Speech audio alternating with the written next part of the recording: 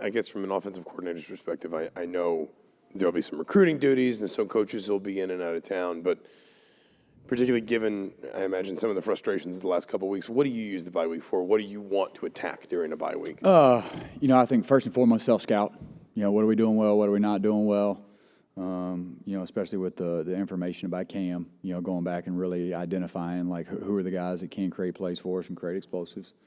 So self-scout, player identification with who's healthy, and what we're doing well more than anything else, and then obviously keeping a keen eye, on Penn State and having a couple extra days to prepare for them. And, we got a little bit of a head start on Wednesday of last week with the players, and then, basically had the ability to finalize kind of normal downs today, which is, a day ahead, which is good.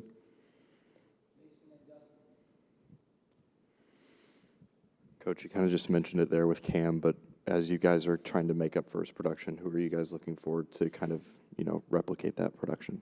Yeah, I mean, for us moving forward, there's going to be a bunch of young guys that are going to have to step up and make plays. Malachi, Javon Swinton's going to have to step up. Hopefully we can kind of get DJ Matthews back at full speed. He played a little bit in the Rutgers game, but still kind of wasn't all the way. Hopefully the week off and that time will allow him, to get him back to where he was early in the season, from a health standpoint.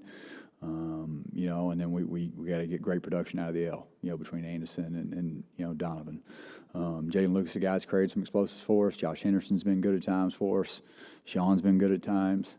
A.J. Barner, again, same thing. He's had, a multitude of injuries, and he's playing beat up himself. But, we've got enough people. We just got to make sure that we're putting them in a position to be their best. So Tom said we're going to have to wait until Saturday to find out who the starting quarterback is going to be. I don't imagine you're going to tell us, but I guess without giving away, what can you tell us about your evaluation of that position at this point and what you guys kind of found when you took a look at it over the bye week? Well, I think the biggest thing is there's been times that our position, the quarterback position has played good football, and we've had some ball control issues, and so we're going to have a good week of practice, evaluate who's doing the best job, and then make a decision from there. Maybe following up on that, just obviously without getting to the final conclusion of it, just what are some of the things you have seen from maybe, Connor or Jack or Dexter, or whoever, just all those guys? What have you seen from them in practice? Some things they're doing well and some things that they could improve on? Yeah, I think the biggest thing is,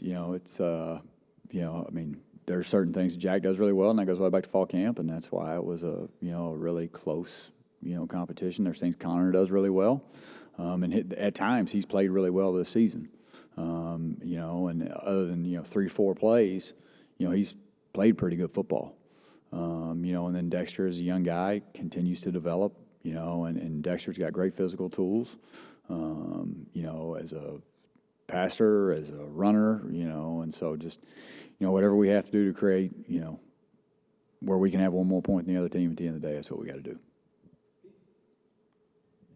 Hey, Walt, over here. It's kind of a two-part question. One with Jalen Lucas, the challenge of getting him the ball more.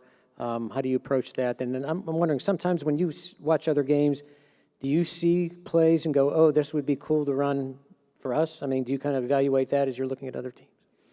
First thing is, every time Jalen steps out there, he's always the first, second take, and so we're doing everything we can to push him the ball, and the amount of reps that he can play. Obviously there's some things that he's still got to mature and continue to learn. Pass protection being a large part of that, and when that comes to a certain point, and then at the same time, 17, 18-year-old freshman, having to put him in some other spots, playing him at wide out some, trying to move him around a little bit, and that's a little bit of a learning process too, but every week he's been able to do a little bit more. Every week we've been able to get him a little bit more involved. The second part of the question is, as long as it's within system, and people that look like us, the OUs, the Tennessees, the Kent States, the people that play football the way that we do. As long as it's within the system, you're always looking for something. You're always looking for a wrinkle. You're always looking for an edge, a different presentation to get to the same thing. I mean, and that's I watched 2 good high school football games. Football is football. Whether it be the NFL, whether it be college, whether it be high school. There's a lot of good football played all over the country, and there's a lot of really good coaches. So anything that can help us, we're more than willing to watch. Hey, Coach, I know Alan has talked about, time of possession being kind of like an overrated stat. But with that said, like the defense has been on the field a lot. Have you talked to Alan about maybe, evening out the time of possession? No, I mean, here's what I'll tell you, okay? And if you go 3 and out and you snap it with 1 on the shot clock every time, 40 and 40 is 120, it's still not very much time, and our biggest issue in the last football game was they had a long extended drive, and we went 3 and out. They had a 8-minute drive, and then we went 3 and out, and for us, it's making sure we can stay on the field. If you go 3 and out fast, you're out there for 45 seconds. If you go 3 and out slow, you're out there for 1.5 to 1:45. There's not a huge difference.